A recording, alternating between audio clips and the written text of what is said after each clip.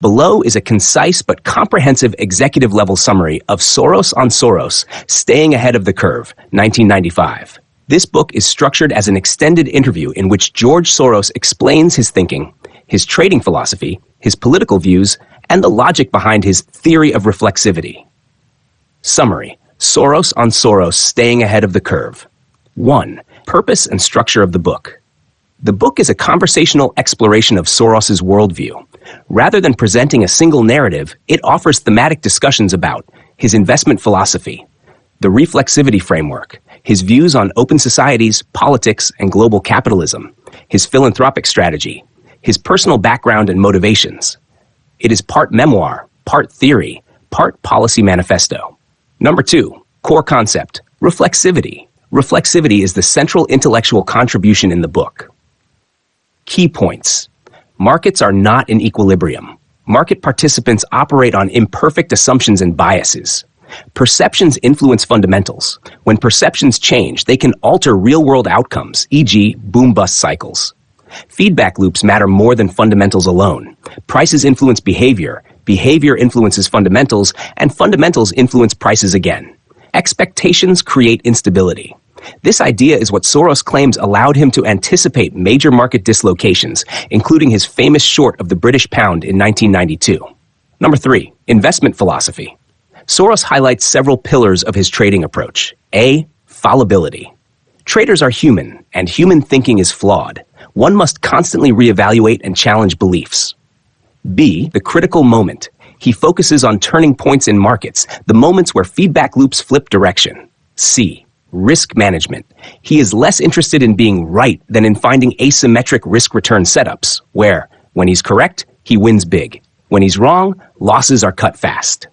D. Flexibility. He often reverses positions quickly. He emphasizes that the greatest traders change their minds rapidly. E. Pain as an indicator. Soros has said, "Wait, I know I'm wrong because I feel pain." Physical discomfort, stress, was a signal that his thesis may be flawed. F. Macro focus. He trades big macro themes, currencies, interest rates, global capital flows, rather than stock picking. Number 4, lessons from his major trades. He provides accounts of the British pound, 1990 crisis, early emerging market experiences, U.S. market cycles, Japanese and European macro trends. The main takeaway: his biggest successes came from understanding reflexive feedback loops in currency and credit dynamics. Number 5, views on global capitalism.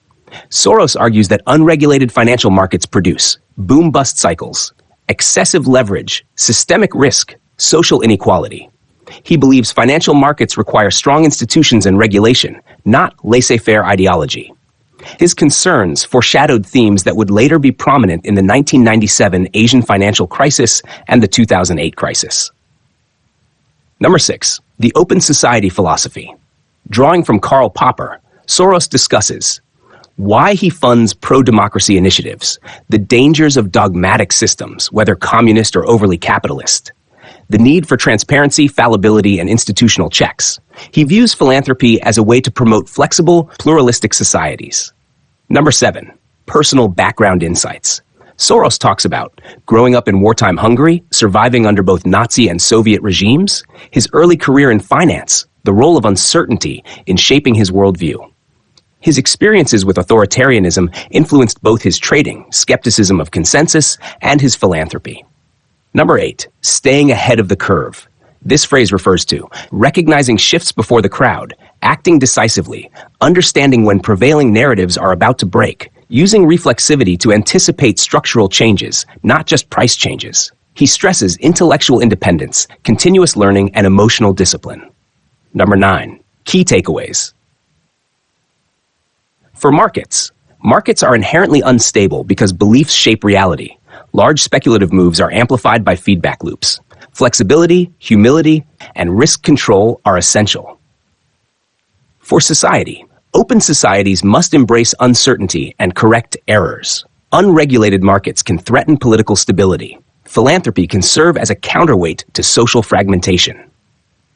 If you want, I can also provide a chapter-by-chapter breakdown, a summary of all trading principles discussed in the book, a comparison to the new paradigm for financial markets, 2008, Soros's macro trading rules distilled into a checklist, Just tell me what you prefer.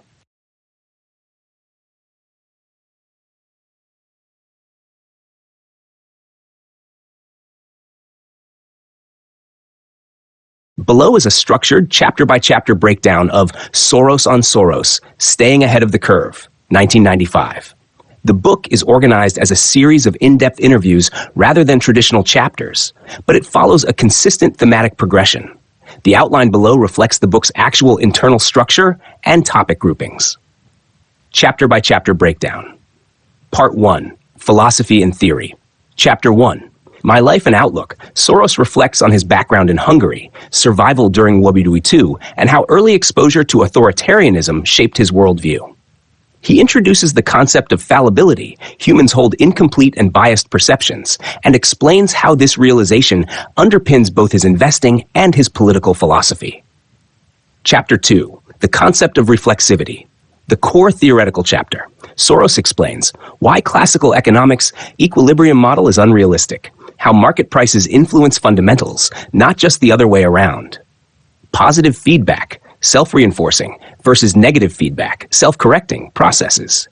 Reflexivity as the driver of boom-bust cycles.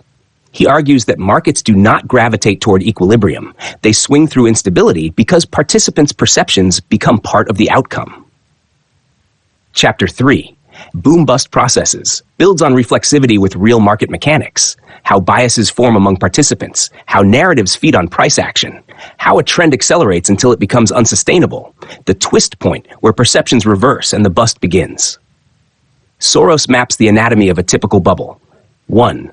Underlying trend. 2. Misconception. 3. Acceleration. 4. Testing. 5. Secondary acceleration. 6. Climax. 7. Reversal. 8. Bust. This is one of the book's most operational chapters for traders. Part 2. Trading and Investing. Chapter 4. My Investment Philosophy. He outlines his core principles. Admit mistakes quickly. Correct positions aggressively. Take large positions when conviction is high. Use big themes, not micro details. Let the market tell you when you are wrong. When I am in pain, I am wrong. Treat uncertainty as the starting point. He stresses that he is not predicting markets. He is anticipating feedback loops. Chapter 5. The British Pound Crisis, 1992. A detailed recounting of his famous trade against the Bank of England. Key analytical points. The ERM structure was fundamentally flawed. Speculative pressure and political rigidity created a self-reinforcing negative loop. As long as policymakers resisted, the feedback loop intensified. Soros explains why he sized the trades so aggressively and how the feedback between policy, perception, and price made the outcome inevitable. Chapter 6, Managing the Quantum Fund. Focus on fund operations, how he delegating authority to portfolio managers, the dynamic tension between Soros and Druckenmiller, the role of intuition versus analytical models, risk management as the central competitive advantage. The chapter shows the internal culture of the quantum fund, fast feedback, intellectual combat, and continuous thesis testing.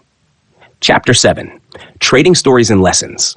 A mix of case studies, Japanese equities, Latin American debt, U.S. stock market cycles, global interest rate shifts. The emphasis is on pattern recognition and how reflexive conditions manifested differently across each region. He repeatedly highlights how conventional economists misread these events because of equilibrium thinking. Part 3, Politics, Society, and the Open Society. Chapter 8, Karl Popper and the Open Society. Soros expands his philosophical foundation. Society must be organized around openness because all systems are fallible. Totalitarian systems fail because they deny fallibility. Market fundamentalism is also flawed when treated dogmatically. Reflexivity applies not only to markets, but also to politics and social institutions. This chapter is highly conceptual and links economics, ethics, and governance. Chapter 9, My Philanthropy and the Soros Foundations.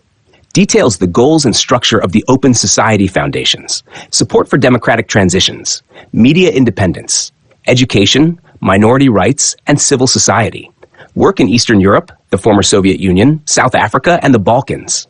He frames philanthropy as a counterweight to authoritarianism and to the failures of both communism and unregulated capitalism. Chapter 10, Capitalism's Flaws and Global Policy. Soros critiques global imbalances, unregulated capital flows, moral hazard in emerging markets, the failure of international institutions, IMF, World Bank, to anticipate systemic risk. He calls for stronger global governance, something he revisits again in later books. Part 4, Personal Perspectives and Future Outlook. Chapter 11, My Role as a Public Intellectual. Soros discusses why he publicly shares ideas that could undermine his own trades, the responsibility that comes with wealth and influence, how he balances his investment activities with political engagement. He argues that silence would be irresponsible given his understanding of systemic fragility. Chapter 12, Staying Ahead of the Curve. The concluding chapter synthesizes key themes. Markets evolve reflexively, not rationally. Those who track perception shifts can anticipate structural breaks. Investors must balance conviction with humility. Societies must remain flexible and open to correction. Staying ahead of the curve means identifying the inflection points where prevailing assumptions will collapse and positioning yourself before the crowd realizes it.